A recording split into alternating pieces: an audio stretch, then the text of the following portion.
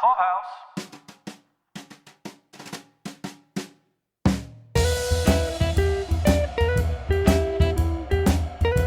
This is Paul. This is Caroline. And welcome back to another episode of our ongoing coverage of The Marvelous Mrs. Maisel. This is for Season 5, Episode 4, entitled Susan.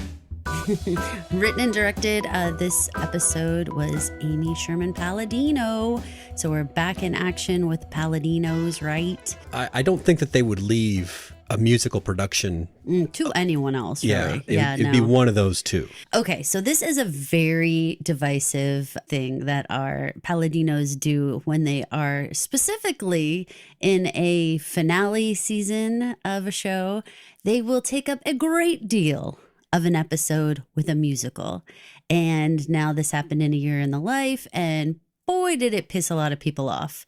There's this deep need to get everything that we want for the characters to happen in such a short period of time that people get so frustrated when they feel like the writers are wasting any time. Now, I'm going to say I love the Stars Hollow musical. I know I'm in the minority about that. I think it's hilarious. And I think that it matters to the actual show because they tell all these little funny little history things that are silly and whatever. But that's been a part of the show consistently, whether they're doing the diorama, whether they're doing some sort of firelight festival, like they are consistently talking about the traditions of the town and their history. So that makes sense there. Like Taylor's Museum. Yeah, that's the diorama. I love Jesus. Exactly. That's what the little boy says. So my question to you is, does this Industrial Expo musical number work for you? And do you think that, like I said, there's all this consistency over here for where the Stars Hollow musical played in. What do you think over here happening on Maisel to have like this entire musical that suddenly Midge is a part of? I know what you're saying about audience perception of the musical bits. People really enjoy the writing when it comes to the snappy dialogue and the aspirational coolness in these fast-paced, witty conversations that people hope that they could have for themselves. And I wonder if the musical bits are more or less just tolerated by the audience rather than loved. Now, I'm going to pause you there for just a moment and say, now there is a whole market for people who are doing musicals in different ways now. Like we have Tick Tick Boom, or we have Schmigadoon. There is an audience who wants to see different types of musicals done in different ways. The main thing for me when it comes to, especially Amy, is that she is a dancer by her background. So whenever I see these, I actually pay a lot of attention to the dancing because yes, it was a musical, but in this one, they did like a tap dance routine. They do like ballet routines. There's like there's a lot of different types of dance that's going on that I feel like that's what's being celebrated a whole lot, but then musical theater in general. But they have fun with it. That's what I like about it. I know that what you've said about the audience at large maybe having less patience than us for these musical bits. But when I see them, I think they're very funny. And I know that I think there's a lot of tongue-in-cheek musical performance jokes happening that are maybe flying over my head, but I think I'm catching the gist of it, like the people doing inane looking dances, the boy with the cartwheels going by, but saying key bits of dialogue as he rolls by. Right. I enjoy that stuff. I didn't mind the little pause in this episode. I did notice that the internet itself did not rate this episode particularly high. Right. Now, I would say this is a Susie centric episode, although there's things that happen with Midge and the Gordon Ford show and everything we're going to talk about with that. But really, if there's three main points, there's this entire mob agreement that she has going on with Frank and Nikki. There is this, what appears to be love life history with Hetty. And then there's also this Midge situation with Gordon Ford that I think it's gigantic. But those are the three main things. And two of them are absolutely Susie related. Well, then let's knock out the easiest one, the low-hanging fruit in this episode, the misadventure of the Wisemans at the play. Abe getting a big head about his job as a theater critic. You couldn't possibly understand the things that I understand when I see a play because you're not a critic and I am. It's my job. So this was especially, I think, interesting to you and I because this is what we do as well. We analyze and pick apart artistic pieces. We hope we're getting it right when we're giving our assessment of the situation. Now, boy, this is a rough one because he went so esoteric with his analysis of what was going on here. What did you think about this concept that it was really just about a boy and a dog? I was one of those kids in high school that when the conversation in English turned to symbolism in literature, I just didn't get it. And I think that's so funny because that's like my absolute favorite part of reading a book is trying to figure out what are things supposed to symbolize. I thought that the teacher was making it up and reading into things that weren't there. Okay. You know, to an extent, some of that is provable both directions, where just as in the case of this episode where Rose goes and asks the playwright, "What did you mean?" And he was like, "Meat and potatoes, boy and his dog, that's all." Right. There are authors that have said, that is what you read is what I meant. And if you read something into that, that was subconscious, but I didn't put it in. The subtext was me in my storytelling technique, but it wasn't an overt thing that I was trying to do. And so that's where I struggle with symbolism is, man, I really do want the author's intent, but I don't want to make shit up. And plus, a lot of it just flies over my head. So I'm a rose. I'm a rose. Well, it's okay. a boy and the dog. As a rose, though, I will challenge you to ask you, like, would you have had the guts to go over and ask the playwright to please join the dinner party? Just set the record straight. Well, okay. There's two answers to that question. There's as a rose, maybe not, but as that rose that has had Mr. Big Brain lord his intelligence over me for the entire duration of our existence together, and then go in front of other people and do the same thing that he does at our own dinner table, belittling my perspective. And the answer's just right over there. You think you'd have the guts to go ask? Yeah, I think so. After 25, 30 years of marriage or whatever they've had and so long of him being Mr. Professor Bell Labs, whatever. Yeah, I think so. I mean, I know I would go ask. Oh, you wouldn't even need the 25, 30 years. I would absolutely That'd have been like night number one together on first date. Because why not just get the right answer out of the whole situation? I would definitely want to know. I can say it's extremely satisfying to get an opportunity to talk to the writer who actually created this, or that you're enjoying and watching. I think one of the best things that happened most recently here at Pod Clubhouse was we got a chance to talk to the showrunner for Your Honor, Joey Hartstone, and he was fantastic because he told us so much, little parts of what it meant and what the intent was and what the writer's room was like, and that's how they reached this decision.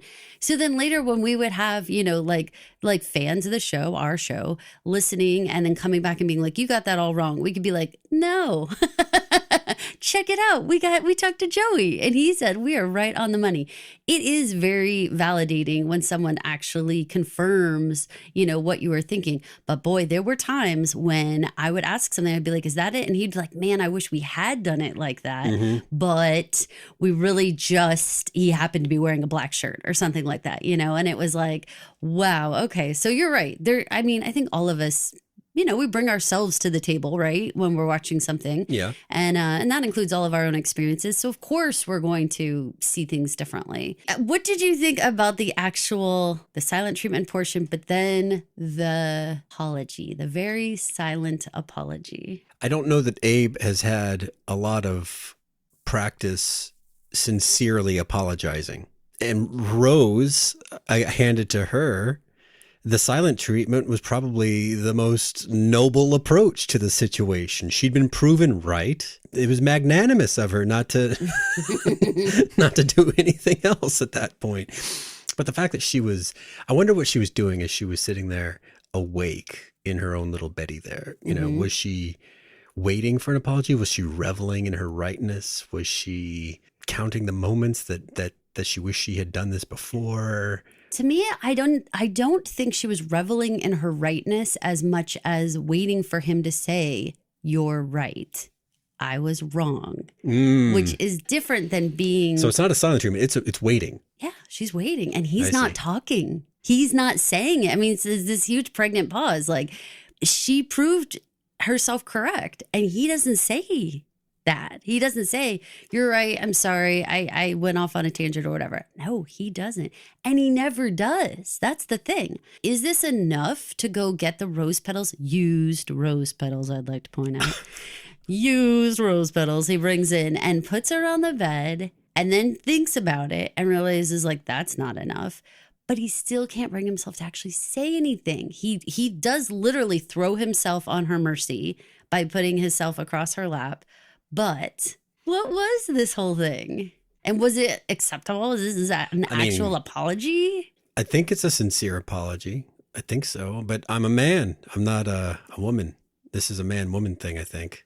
Well, I think it's just a person thing, in all honesty. Is like, it? I think so. Because, I mean, don't you want to be told if I do something wrong or if one of the kids do something wrong, don't you want us to say we're sorry to you? I mean, so then that's not a man-woman thing. She wants him to say he's sorry for what he put her through at dinner and embarrassing her and having to push it to the point of dragging over the writer. Because she said there's not even a possibility that a different interpretation could be right. He could have said, sure, there's multiple, interpretations. No, he doubled down. He doubled down. So then when the writer comes over and says like, no, this is what I meant.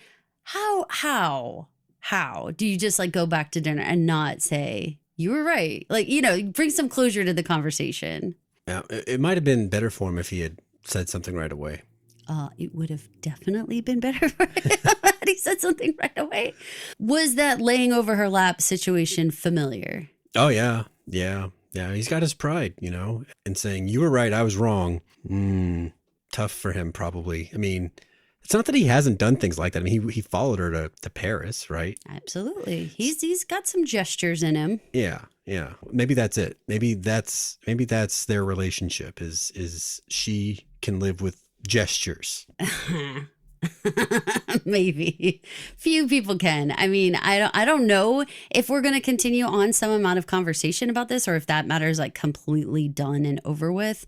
I think there's a lesson he learned in this. Well, and what I think though, back-to-back episodes, I'm seeing some patterns here that I'm curious what's going to be maybe the third one, because typically these come in threes, right? So we have the Maisels absolutely separated, and then it takes this outside situation for Shirley to come, and like you said, you felt they reconciled like in the last episode, and that it's over, like they're back together again. And then in this one, for him to kind of come and like throw himself on her mercy like that and everything, like it feels like someone else is going to throw themselves on someone's mercy. There should be that, because we're like plotting, we're showing it. So who else is going to need to do this? I don't know, but I think we're seeing something. That's a good observation. The emergence of Joel all of a sudden at the industrial later on, catching wind of the situation with the mobsters and Susie. Okay, so Susie. So like I said, this whole episode really seems to be about her, of course. I mean, Susan is a name that she has dismissed, that it's not her name, because it was always a little weird in earlier seasons. Midge definitely said something like, your mother named you Susie? Like not Susan, but like Susie. So there was something about that, but clearly she went by Susan for some period of time. Maybe Susan's dead to her. Susan's dead. But certainly there is something here going on. Would you like to start with the mobsters? Would you like to start with the Gordon Ford situation? Or would you like to start with Hetty? The mobster situation is evolving. Getting involved with people in that line of work is never a great thing. Just watch any amount of The Sopranos and you'll see if you dip into their world, it's hard to get back out. Maybe even impossible. And that is the lesson that Susie is getting educated in this episode. the 30% of everything you make and everything she makes and all that. And that's unbelievable. There's no way out of that. What are you going to do? She's got to get out from under this situation. I mean, this is the first time I feel like we've seen them with this favor business. They've asked smaller favors, of course. Like, I mean, obviously working out of the office and stuff like that. Those were all parts of it. But asking Midge to leave another job to come do something for them. Like this is the first time we're dealing with that. Do we expect that this continues throughout this season? Where there's going to be favor after favor after favor, where eventually she's going to have to be like, this is the last one, or here's X amount of money, now go away, or something? Or did they become like part of her posse? Like kind of how like Shai Baldwin and Sterling K. Brown's character's name. But you remember how he had like a group with him, you know? And it wasn't always just like his people. Like Sterling K. Brown had his people, you know, like Susie would have had her people.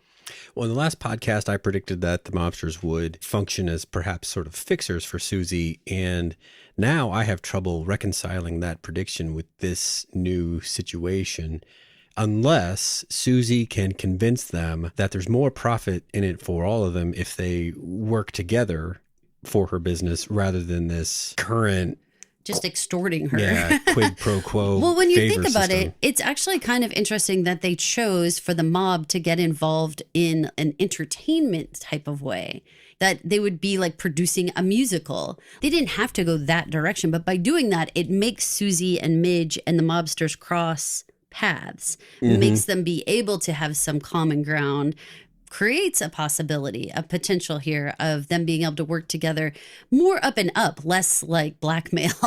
If you're not completely acquainted with the idea that the mob is heavily involved with New York trash, then learn that. That is a thing. That is a definite real thing.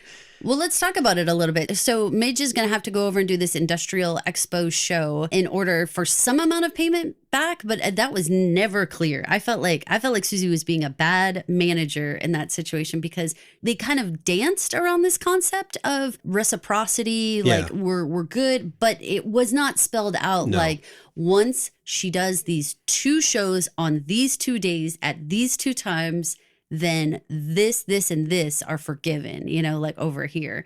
That was never spelled out to me. But I did think they reneged way too hard at the end when they were like, this wasn't anything. You don't get any credit at all. Like, I was like, oh, guys, that wasn't very fair. None of these things are in writing. Yeah, right. Right. Turns out when you work with con men, you might get conned once in a while. Might get that way, yeah. Oh, my Lord. So I know that there were a couple of references that you enjoyed about the mob portion. Yeah, when Joel was talking with Susie and he mentions it looked like the Appalachian meeting part 2 of the Appalachian meeting. That's referring to something that would have been pretty recent history for them and their part of the world. That was a meeting held by Vito Genovese, who at the time was head of one of the 5 crime families that ran New York City. And it was meant to be kind of an alignment of members of what was called the Commission, which was how the mob kept things straight. He had just killed a couple of his rivals, and so he wanted to rein in any other bad feelings, I guess. And instead, it turned into a gigantic police raid where a bunch of mobsters were taken to prison. But it got a lot of press. Then this being in 1961, this would have been only 4 years removed in the same state. So this would have been pretty fresh stuff and topical. That's their like street cred, like they're all real deal. Yeah. We can talk about that, right? So this whole portion, I mean, I thought it was pretty funny to have Tess in this musical number as this sultry trash queen, whatever. I totally, do you remember from the Fraggles? Remember there was like the trash heap? The trash heap, yeah. That looked like the trash heap. It very much did look like the trash heap. And if the trash heap had like a daughter, Tess could definitely be her. Wasn't Elmo in Grouchland? Wasn't there there probably was. Trash queen? Yeah. Oh, I'm sure there was. Grouchland? Sure. Yeah. I'm sure there was. How could there not be in Grouchland? Nice. So, I mean, I don't know. I didn't hate this musical. I thought the way that Midge acted in the second portion of it all. It was a little much, really. It was a little much. It didn't actually make any real sense that she would have been throwing that much of a temper tantrum to be up there and just like flopping herself around or yelling out on stage like, it's hot in here, or whatever. Like, what the heck? I mean, she is a performer, like a professional performer in a way that's like, why would you embarrass yourself more than you already are by acting rudely like this, you know? Well, and this has nothing to do with what she's upset about. Right. And so it's just silly. I definitely think this is one of those episodes that people are going to point to Midge being like selfish, immature, all the bad words that people think about her. This is the type of episode where you're like, come on, Midge, come on, girl. Like, you got to do better than this. Like, you're hustling, you know? And that they never showed us the money amount that was on that little piece of paper, but come on, man, like, get the job done. She's better than this, you know, acting like that. All right, so let's talk about what it is that she's so angry about, because this 100% comes down to Susie, because she's the one who made the agreement to have Midge become a writer on the Gordon Ford show. If we all remember, Midge wanted to say no to the job, but Susie yells sidebar and takes her to the side and tells her she's got to take the job. Now, what has this situation become? Nobody working at the show can be on the show. Gordon's own rule. He enforces it himself. He's up to its enforcement. And as we learn, even if he wanted to make an exception for Midge at this stage, he'd be pissing off half of his writer's room who've already been in line for that spot. And it sounds like a lot of other employees who also have some talents that could have been on the show. But here's my question mark. Gordon is the one who actually offers the writing job, and he knows full well that the intent of Susie and of Midge is to be on the show. So was this on purpose? Did he purposely hire Midge to create this problem where, sorry, now that you've ever worked for me, you can't ever be on the show? That's an interesting proposition. And when you say that, it makes me think of the kind of situation where you want to limit your own competition. So you bring your enemies closer. I like that. Okay. You know, so he knows that his writers might be funnier than him. So rather than give them any of their due possible national exposure, he hamstrings them by putting them on his staff. So I agree with what you just said. My question is, did he purposely hamstring Midge, knowing that Susie has been relentless? She's shown up multiple places. She's been bothering Mike Carr, and now she's showing up at the burlesque club and going right up to him there. Did he want that to stop? And the way to stop that is now, by doing this, she can never be booked on the show. I'm getting a developing sense of Gordon's character. And is he capable of that kind of deviousness, or is it just ruthlessness? And I don't know about the deviousness, but I do think the ruthlessness, yes. So you think he was trying to make it so that, but what? That's confusing to me, because Midge could still go on a competing show or whatever, but you're just saying so that no one just like swoops up and takes his hosting position. Maybe. Well, this is the metaphor of the play. Is it just about Gordon just happened to give her a job? Is it just about a dog and a boy? Or was there a way more complicated, layered situation where he knew full well that he had this rule that she would never be able to be on the show, and that Susie was never going to give up booking her on the show and had been bothering his talent agent. And so now he can cut her off at the knees. So is it a boy and a dog or Jesus over here? Isn't that what Abe was trying to say? Right. Latent homosexuality and there you go. Some sort of Jesus. And Jesus portions. Yes. So I don't know. Which is it? Can it be a little bit of both? I think it's got to be one or the other. Well, you can noodle on it, okay, if you want to get back to me later. I, of course, am going full double down on it's his rule. It's his singular personal rule. And he's already had to enforce it with X amount of people. So he knows exactly what he's doing by putting her on staff. And he has now basically blacklisted her for the show in perpetuity. That's not something you do on accident. And then the fact that Midge doesn't even want to take the job and Susie forces her hand means this has now created a gigantic potential wasp's nest for these two women to deal with. And this is why Susie arrives at 30 Rock to sort this out, because she knows that Midge is upset about it. And she goes straight to them to try to circumvent the situation. She does. However... Hey, no, Mike Carr is willing to have lunch with her. Like I mentioned last episode, she's becoming a legitimate talent agent. As someone that needs to book talent and has same day needs at some point. you need to be friendly with the local management.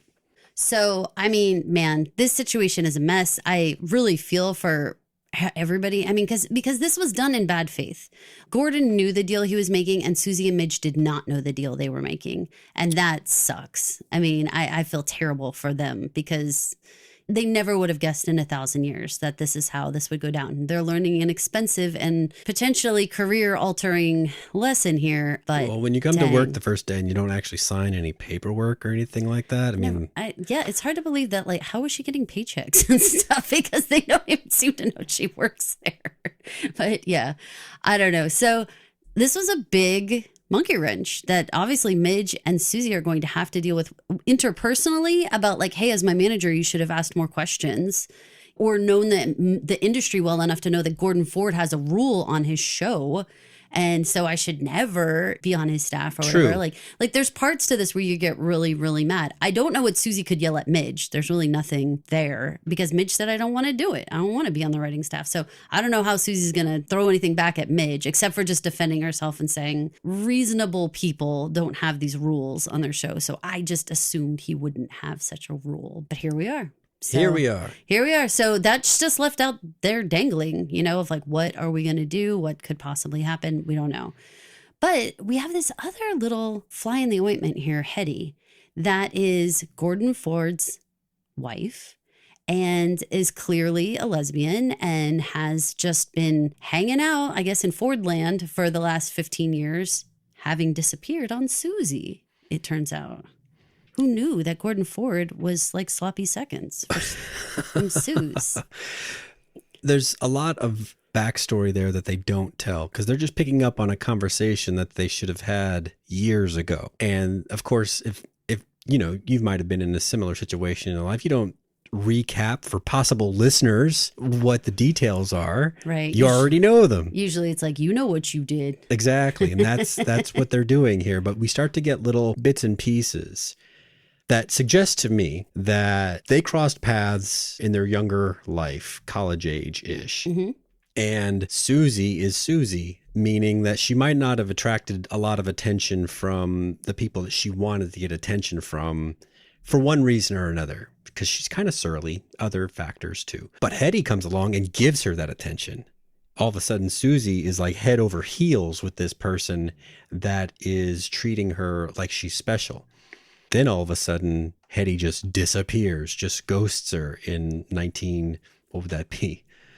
1940s ghosting? What would that be? Like just... I don't know.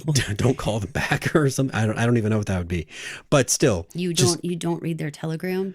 Right. You just like rip it up and throw it away? Exactly. But that's the best I can figure out. And it kind of informs about Susie's treatment of Joel over the seasons. Okay. Like all that we know is that Susie knows that Joel betrayed Midge, cheated on her. And although Joel and Susie have interacted from time to time, it's always been cold. It's never been warm. It's always been like a necessity type situation. Right. Where Susie feels cornered and can't get out of talking to Joel. And I think that comes from this feeling of, I don't want to talk to a cheater if I don't have to. So then you're thinking Hetty cheated on her? Yeah. Okay, I see. That was a long way to get there, but I see what you're doing there. Okay, I get you. So, I mean, we have already established that Susie is a lesbian. I'm not exactly sure why we need to meet an old flame and exactly why this is going to affect her life now. I hope that Hetty has money and is like willing to throw into like Susie Meyerson and Sons and whatnot. I hope maybe that's what she's going to be used for, because I can't really wrap my brain around why Hetty would be an important portion to bring up, because it's not a sexuality reveal. We had that a long time ago. But Susie might need a favor convincing Gordon to change his mind. I see where you're going with that. That's a very good call. Very good call. How is that going to work? Because Susie's not recognizing that in the moment at all. No. She's definitely got a lot of baggage to deal with. And, like very true to Susie's character, she does not observe social niceties, courtesies, politeness, none of that. And where a lot of people would at least say, sure, give me a call, but then never return the call or whatever, Susie just does her best to storm off until Hetty gets physically in her way and won't let her go. So emotions were running too high for her to have that kind of rational connect. Like, wait a second. That's true. There's possible leverage here from a person that might feel like, or should, in my estimation, feel like she owes me one. Okay, I like all those things. I mean, we certainly have brought up the concept of a favor in this episode and reciprocity. There you go. And we've certainly had patterns of people asking for forgiveness and having to make a grand gesture, right? Yeah. These have been our last two episodes with the Maisels and the Weissmans. Both had to do some grand gesture moment feel. So I can see that. I think that they did a good job already establishing back with the Shy Baldwin storyline that homosexuality is something that absolutely has to be kept private. So this idea of like yelling on the sidewalk and everything, I mean, Hetty can't have this kind of stuff. And frankly, now someone on the outside knows that Gordon Ford is married to somebody who is a lesbian. I mean, it could be a favor. It could also be straight up blackmail. Because there's definitely a push that Hetty is a public figure because she is Gordon Ford's wife and he is a celebrity. So she's, somewhere in the same hemisphere, I guess, as old Shy Baldwin in terms of like, you can't be out there public at all. So will it be a favor or will it be blackmail? Susie is getting it kind of exposed to the twisting your arm aspect of this business. It may start as a favor, but wind up as blackmail. How about that?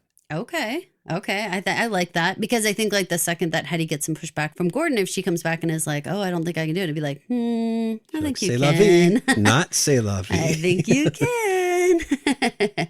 So let's see what happens. I mean, this was a very unexpected, situation to be meeting her.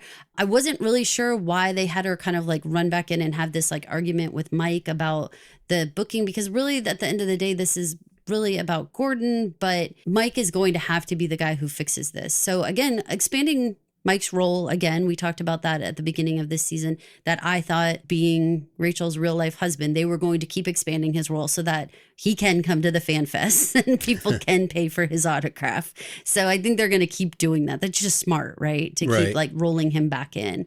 All right. Did we miss anything? I felt like one thing that we have to talk about for just a hot second is Zelda and Janusz and them getting engaged. Is super adorable. When she was like, I'll clean up the rose petals afterwards. Do you want anything like to eat or whatever? And she's trying to convince them. That and Janusz's baking of this alcohol cake.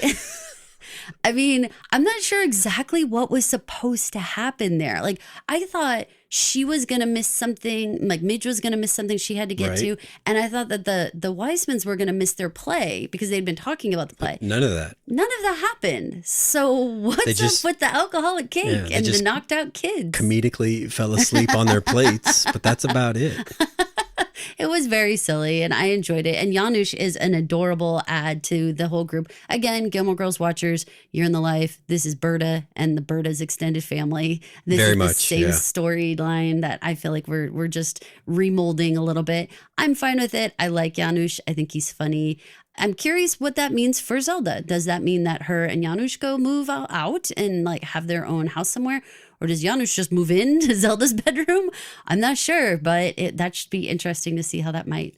I bet he folds in. I bet he folds in too. Yeah. Because we need more people in the house, right? We need like some extra craziness to keep the household vibrant. So with these things happening this episode, what do you predict might happen next week on The Marvelous Mrs. Maisel? I got to think that all of our discussion having to do with Hetty and Gordon and Midge and Susie and now her sad experience with the mob dealings, I think that she is going to suddenly have a very strong spine with the Fords. I think Susie is going to find her footing and say, you know what? I am done being pushed around by other people and I'm going to do some pushing myself. And I predict that that's going to happen. And perhaps, however she chooses to deal with this, could end up being the source of the rift that we know is coming between Susie and Midge. Did you have anything to read into Sophie Lennon's brief appearance this episode? I think, she's fixed her career. She's got a TV show. Mm-hmm. I think it's just more like fans like to see Jane Lynch in small doses on this show. Well, and we also said we had to have like the parade of guest stars because it's the final season. So we have to see everybody and say goodbye to everybody on their way out and kind of know where they're landed at this point. And so we know she has this show.